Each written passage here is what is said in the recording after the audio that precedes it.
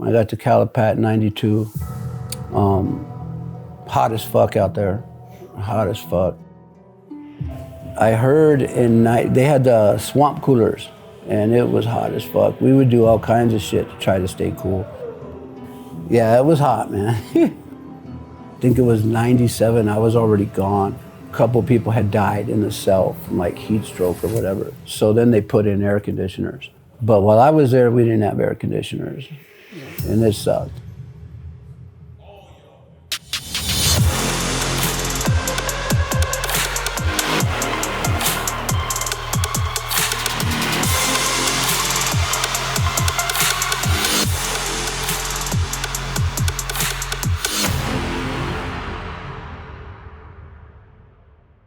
So we got Droopy from Langdon Street, San Fernando Valley. Thank you for coming today, Droop. Yeah, no, thank you for having me. Man, you've lived a crazy life, right? Yeah, a little bit. Tell us, girl, a lot of people in our audience are out of state, out of country. Describe Langdon Street in that part of the San Fernando Valley. People get it twisted thinking the valley's just Woodland Hills, Encino, Calabasas. Tell us about Langdon Street. A lot of drugs.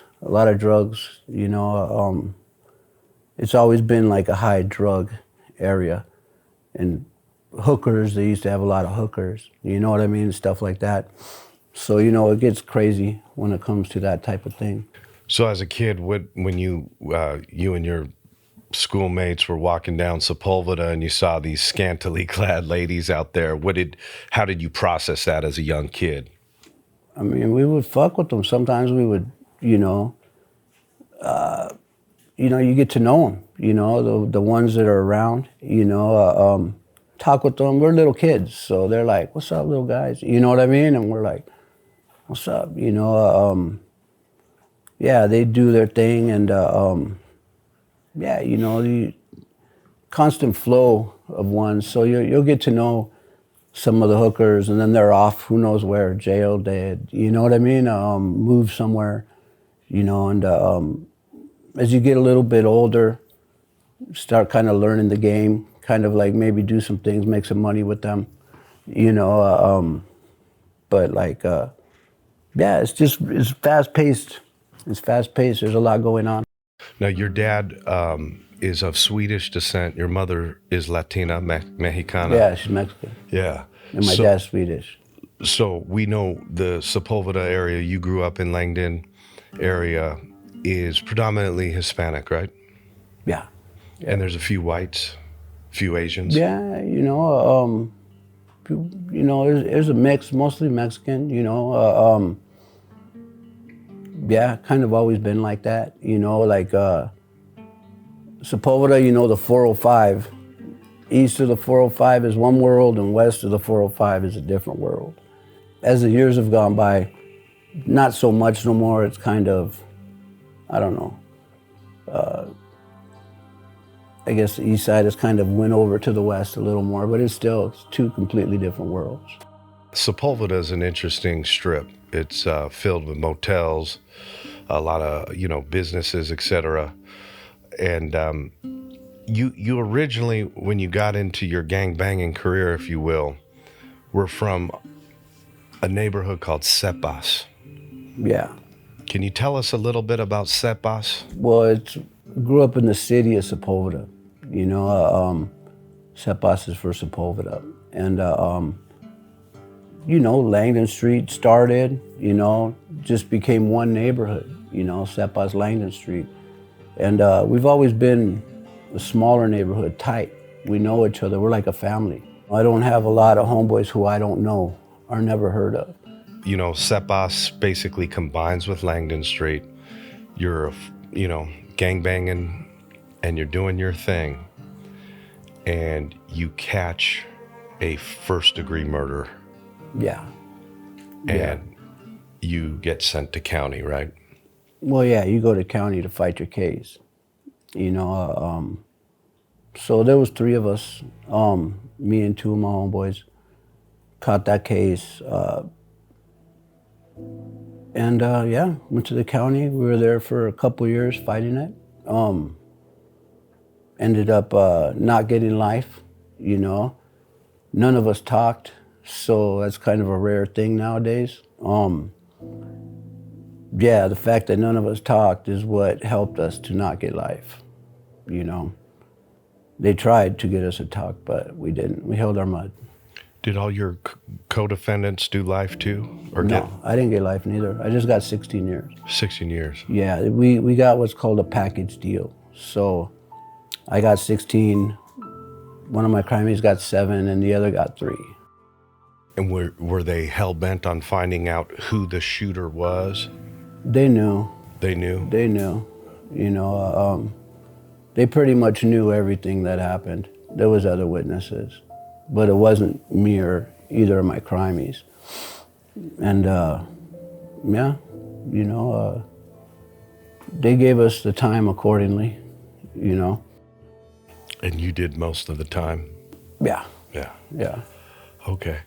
And were you stressing at this point? It's funny, at the time I didn't care. At the time it was all good.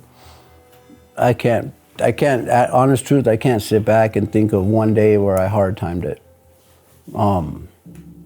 Yeah, to me that was just part of the program. You know, Did you go to trial? No, Okay. no. You just took the we deal. took it all the way up to where we were supposed to start picking a jury. And they didn't have a very good case. And so they basically broke down and gave us those deals, you know. Okay. So originally they had given us deals if we wanted to talk, you know, and we were like, you know, no. And so then they were like, all right, no deals. We're going to take you to trial, convict you, and you're going to get life, Right. you know. And so, you know, we're just trying to drag it out. Hopefully something good happens for us, you know, as far as the case goes, you know. And yeah, it looked like we were going to trial, and we were supposed to go start picking the jury, and then they offered us these deals. So of course we jumped on it. And when they were trying to get you and your co-defendants to speak, what were some of the tactics? Was it the DA trying to do that, or investigators were like, hey, Droop, just tell us this and you're good? Well, they weren't really telling me. They were telling my crimies. Right. They were giving my crimies offers to go home, you know, if they talked. And To dump it all on you? Was that, pretty much, Yeah. pretty much. But they didn't, you know. Thank God, you know, all 3 of us held our mud. Unfortunately, you see more of people talking nowadays. Well, I can't say that. You just see it a lot, you know. And I got very lucky that us 3 did not, you know, Right. did not talk. Are you still close to those fellas, or? They've actually both passed away. Oh, I'm sorry to hear that. since then. Suicide? No, Oh. no.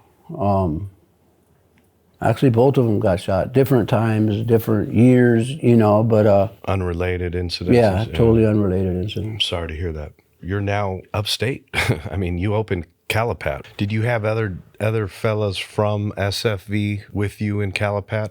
Yeah, from the Valle, yeah. Yeah. You had some homeboys there, Mm-hmm. and your time, you mentioned, was pretty good. It was a rocking place, but that's all we're going to say about that, you know? No, and I respect that, Droop. And, you know, after Calipat, you do some time at Donovan. You end up all the way Pelican up Bay. at Pelican Bay, I'm sorry. Yeah. All good. And you're doing some hard time there.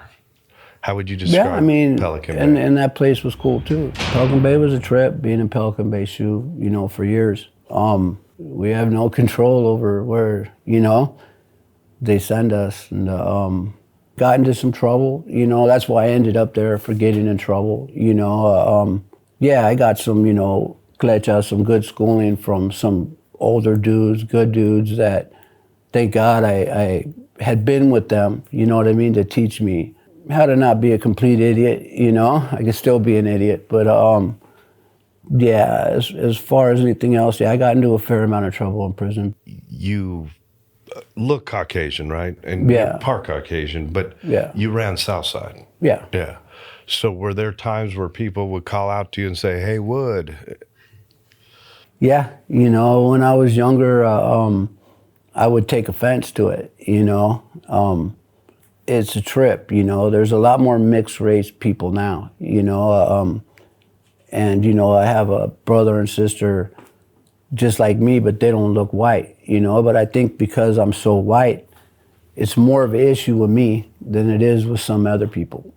You know, as you grow up and get wiser, it is what it is. I can't change it, you know. Sometimes if I have someone like, you're Mexican? Nah, no way. You know what I mean? And I'll be like, yeah, you know, like, here we go again. We're going to have the same conversation, you know, and kind of learn to, like, it is what it is. I am who I am, and this is what it is. So basically. Right. And they see your tattoos. They could read between the lines. Yeah. Yeah. Yeah. And you didn't gamble in prison, did you? No. Yeah. No. I learned to tattoo in prison. Okay. What I do now. Instead of going to automotive or dry cleaning, I learned to tattoo, you know? And that's what I do now. Right. Can you discuss how you would make a tattoo gun in prison, or is that something? Yeah, no, that's cool. I even have a tattoo gun in my shop, you know? Basically like a Walkman motor, you know, a pen, you know, chop it down. If you could get a guitar string, I like the guitar string, you know, unwrap it and then, you know, sharpen it. You know, you got to sharpen it right. It's funny because from being in fire camp where I was a chainsaw man, they taught you how to sharpen the blades. And so that helped me learn how to make a tattoo needle years later. People used to come to me, hey, make me a needle, you know? Yeah, no problem, you know, make the needle for them. That's where I started. Did you melt chess pieces for ink, or how'd you make your ink? Yeah, basically burn anything plastic. You know, I would make like a funnel out of paper, and whatever I'm burning, I put it in the middle, and then put something over the top, and then all that black soot, like after that thing burns out, scrape that black soot into a little cap or whatever, and I would mix it with a little bit of toothpaste. Most people would do it with like VO5 or baby oil.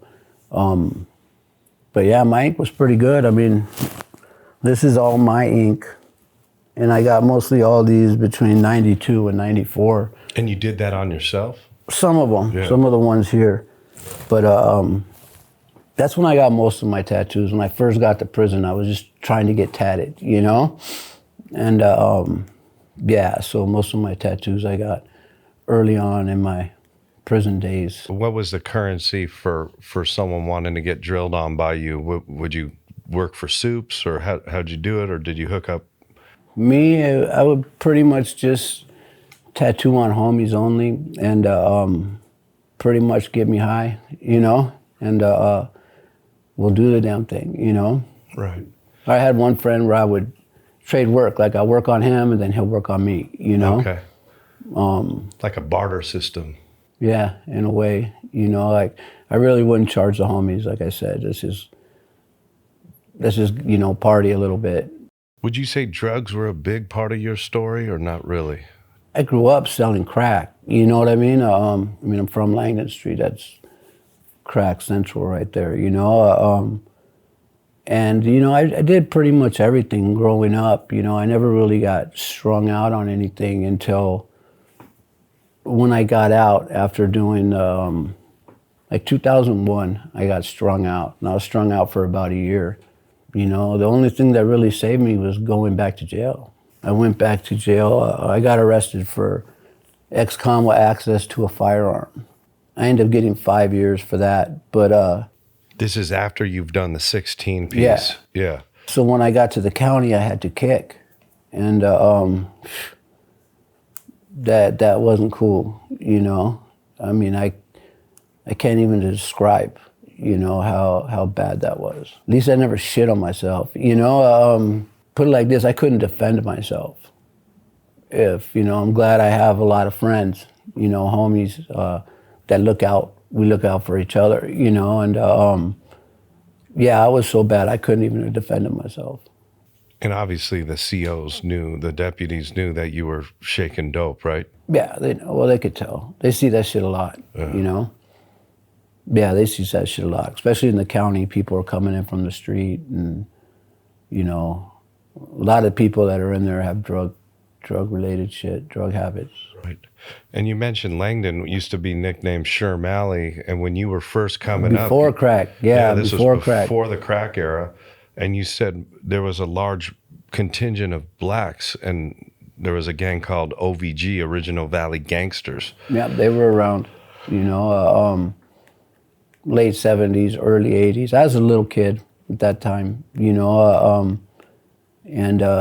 as a little kid, we used to sell dimes of weed, and older guys, they would sell the Sherm, but in the valley, Orion, would be, as we call it the O, was known as Sherm Alley, and then crack came out and just took over everything. Right. The whole world there was about crack. Right. And the territory was so coveted that, the Langdon Street fellas got the OVGs out of there. Is that how you understood it, or you mentioned the kitchen Crips? It just they do their thing. There's a lot of streets. We kind of took over our own street and made it, sewed it up, so to speak. Sewed it up, and the only ones that were going to be doing anything in there was us. Right. I remember you talking about how Langdon was getting a bad rep, where people would come over there, score dope, and end up getting robbed, right? Oh, jacking the clients? Yeah. If you're trying to sell drugs, it's probably not smart to be jacking the people that are coming to buy them. I'm older now. I work. My life is about tattooing, the tattoo shop. I still, got love for my neighborhood. I could be 90 years old and still going, doesn't mean I got to be doing no crime or anything like that. I actually work my ass off. Now, you're the owner of SoCal Tattoo. Yeah. And, being a business owner comes with its own set of stresses, problems, headaches. But you're doing this, you're hustling for your last name, for your family, right? Yep. And what are some challenges running a successful tattoo parlor?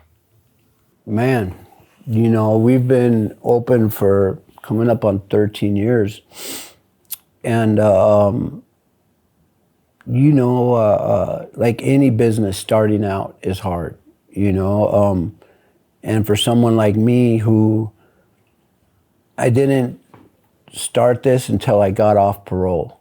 Because before I had started the SoCal Tattoo at a different location, and then I got picked up for a violation, and it ruined everything that was going on, that we were doing, with the business.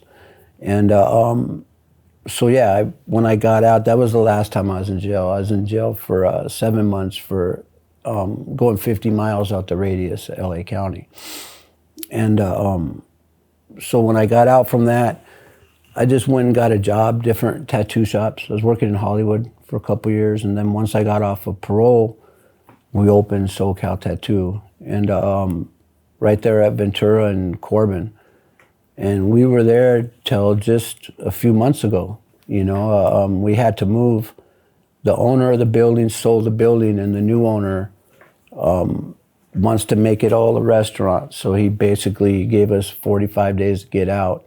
So having a business shit like that happens. You know what I mean? And yeah, it's a bitch, but we got a new spot right over by Reseda and Oxnard. I think it's even better than the old one. And we're doing just fine. But running a business, you come across shit like that all the time, And one thing about the tattoo industry is a trip, man. You get a lot of shops. Dudes with money will think they're going to open a tattoo shop and it's going to become successful, and they all wash out quick. That's why you see a lot of shops, but you don't see, only the real good ones are going to last, And like when we first started, it's hard to find good artists that ain't like with an attitude or on drugs or all fucked up, or they think they're all that, sometimes they're not, So the reason my shop is successful is I feel like not just because of me, but because of everybody that's there. You know, I got Eric, Mason, and Crease, who I work with, and Eric's been with me for more than 10 years. And when I'm done, it's gonna be his shop. You know, Mason's been there for probably around 5. Crease is pretty new. But these dudes are good and they're cool, you know what I mean? And we're a team, you know, kind of like, you know, yeah, like a little team right there, you know? We do everything as a team together, and everyone's really good, you know? So when you're opening a shop, it's hard to find people like that. You go through a gang of motherfuckers that suck, you know what I mean? And, you know, some of them suck and think they're all that, which is even worse, you know what I mean? Yeah, you know, and then it's also hard to be looked at like legit, you know? Like I've had people, like I'm talking to someone and be like, oh yeah, I own my own business. Oh really, what kind of business? I own a tattoo shop. Oh, okay. It's like, well, man, fuck you. You know what I mean? Like, we pay taxes, we do everything, you know, just like anybody else, you know, and yeah, you know, over the years, you know, we've done a good job, you know, and the tattoo industry's a trip, man. You know, you have like the higher end of the industry, and then, you know, the scratcher end of the industry, you know, and yeah, you know, to be known as the people, you know, that are respected, it's not easy. It takes a lot, you know. What are you really good Well, at? it's a trip, because when I started, I was just strictly a black and gray guy, you know, could do portraits. And I was like, nah, I don't do color. I just do black and gray, you know. And I would do a tattoo and people will go, oh, prison artist. And I'd be like, damn, I thought that was Japanese style. You know what I mean? Like, what do you mean prison artist, you know? And yeah, it was a trip, you know? It's, there's like levels to it, you know? And as you get better, you start going up, you know? And I started fucking with the colors, you know? Like little tats, like walk-in tats, you know? People want little color shit. And I realized that I really like doing color a lot. So try to be all around, you know? So, Droop, you know, the black and grays, you know, I think are timeless, but, you know, and you think of guys like Carlos Torres and other legends. Do you like the color realism stuff? Hell yeah. Hell yeah. Carlos Torres is badass. I just saw him at the Golden State Convention a couple weeks ago. And I'm gonna go to an art show at his shop in a couple weeks. Those are dudes I look up to, dudes like him. For black and gray, I mean, Chuy Quintanar. I mean, there's Freddie Negre, there's a gang of black and gray guys, and then you have like Nico Hurtado, you know, color realism. I mean, it's fucking sick, you know, and I love that shit. I'm constantly trying to get to their level. That there was what I strive to be, you know, and like I said, but the names we just said are the top of the industry, you know, yeah, you know, someone like me, I'm trying to get there, you know. I'm doing pretty good in the industry, you know. I became a Sullen artist, and that sure helps, you know what I mean? That helps for not only me, but the shop, you know. Uncle Jeremy's been really cool to me, and Mohawk's the one that pretty much, you know, I knew them before Mohawk, but he's my boy, so he helped me to get in with them. I've done some conventions with them. I'm doing a shirt for them, you know, and all that shit just helps you to get a bigger name is what you need to really make good money in the tattoo industry, right. You know? Yeah. Shout out to Jeremy and Mohawk Matt. They're brothers. Yeah. Sullen, we consider them part of our family and vice versa. And what I loved about Jeremy Hanna's model, Uncle Jeremy's model, is the artist quantity package. So you can have shirts to slang at conventions. You can put forth your art. It just, the whole collective makes a lot of sense. No, Jeremy's the shit, man. You know, yeah, I got a lot of love for Jeremy. You know, like I said, he's let me work in the booth, you know, at conventions. He's given me the opportunity to submit some art for a shirt, you know, and there's a lot of tattooers that would love to have those opportunities, you know? That's one thing about the industry, you know? It's not really easy to get those opportunities, you know? You gotta be consistent and have good work, you know? And like I said, over at our shop, everyone's really good, man, you know? And everyone's super cool. Like, you come in our shop, you don't feel no tension, you don't feel no politics, you know, none of that shit. We're just chilling, man, you know, having a good time, like, having fun, tattooing, you know. Only rules is just, you know, don't do nothing that's bad for the shop. You know, keep it clean, it's gotta be very clean. Yeah, and that's kind of how we get down, and it's working, you know, we're doing pretty good. Do you still have a lot of homeboys from Langdon that'll pop in and get drilled? Nah, on? they scare the customers, man. You know, like, so, you know, I love my homeboys. You know, I'm always going to be, you know, there for them. They're there for me. And when they want to get tatted, they get those special fucking Langdon Street rates. You know what I mean? But they know to come by themselves or just with their hyena. Don't, you know, because they could come and do nothing wrong, but they scare the customers, you know. So I bring them through kind of strategically, you know. And yeah, it's because it's a business, you know. We can't have just, like any business, you can't just go hang out there, you know. If you're gonna get tatted, come through, we'll tat them, you know, but we'll figure out a time, you know, give them an appointment like anybody else. And yeah, I usually come alone or just come with your girl or something, you know. Did your wife, Valerie, did she get like any tattoo, like a husband-wife tattoo? Have you guys done that, or is that bad luck? No, I hear that's bad luck. No, my wife has no tattoos. My wife's a school teacher, cool as fuck, you know, a little crazy, you know, but that's my love right there. How did a girl like her end up with a bad boy like you, Droopy? Yeah, it's a trip. You know, I met her at the gym, you know, and well, I remember like one of the first things I had started talking to her. I met her in one of those like gay cardio boxing classes, you know, and I kind of started talking with her a little bit. And so I told her one day, I says, hey, you know, are you concerned that maybe like I'm a bad guy or gang member or something like that, you know? She goes, well, I kind of feel like you're probably a gangster, but I can't tell if you're a Blood or a Crip. She goes, I think you're a Crip because you wear blue all the time. And I'm like, oh, that's hilarious. I started rolling, and she was serious, you know what I mean? And I'm like, well, I'm neither of those, you know? Neither of those. And yeah, you know, it was a trip, you know, but so she was naive to some of that shit. She grew up in Topanga Canyon, you know. Hippieville. And, but one thing about her, like, I didn't hide shit from her. You know, like when I first got with her, I was like, look, the police are gonna come search our house from time to time. Just know this before we move in together. You know what I mean? Like, this is gonna happen, you know, and shit like that, you know. And one thing she said, you know, she said, well, that's cool, you know, I'm with you. I'm willing to ride it out, you know.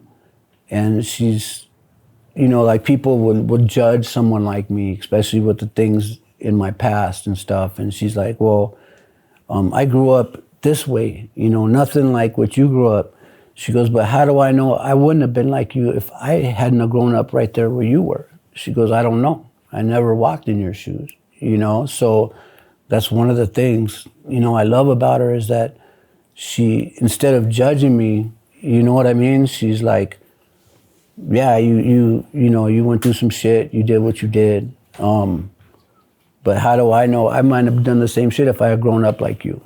Droop, what's your advice to the youngster that's thinking about gangbanging and going down this tumultuous path, man? What would you say to that? Tie your boots tight, man. Tie your boots tight. That's really all I got to say. That's when it comes to that, you know. But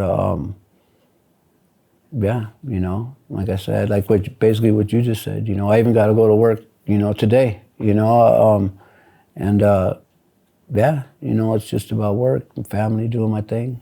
I like it's all that, good. Droopy. Thank you for having me here. Thank you, Droopy. We appreciate Hopefully someone will see this and want to come get tatted, Please do, guys. If you're in that Tarzana Valley, San Fernando Valley, LA area, tap in with SoCal Tattoo. Check in with our boy Droop. And Droopy, thank you, brother. Thanks, man.